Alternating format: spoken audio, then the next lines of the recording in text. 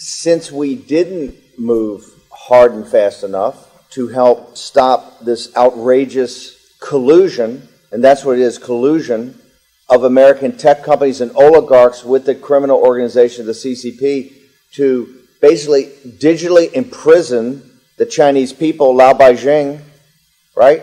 Now, we have a firewall in America. We have a firewall in America. We have a firewall here with the same tech oligarchs because the American political class fought Trump and fought Navarro, and the corporate interests in America wouldn't let us go after them to stop their enslavement of the Chinese people.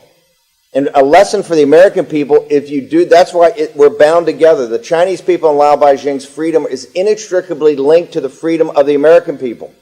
Inextricably linked. We're partners in this. Because we didn't force the oligarchs to stop working with a criminal organization that enslaved the Chinese people, now we're partially enslaved. There's a firewall here in the United States.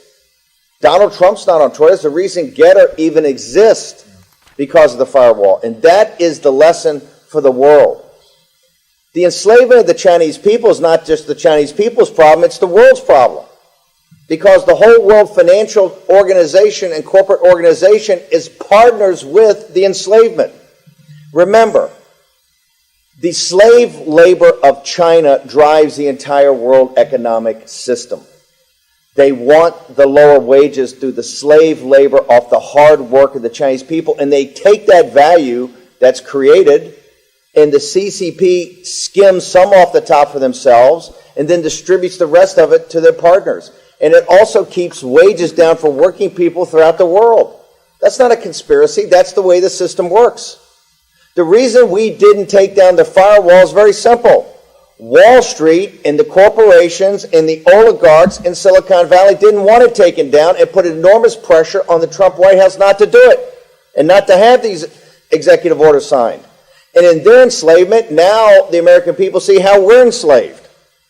That's the lesson.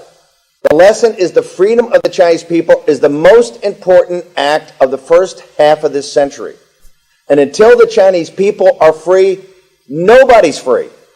So it's in the self-interest of every person on earth to make sure they assist the Chinese people in taking down this transnational criminal organization.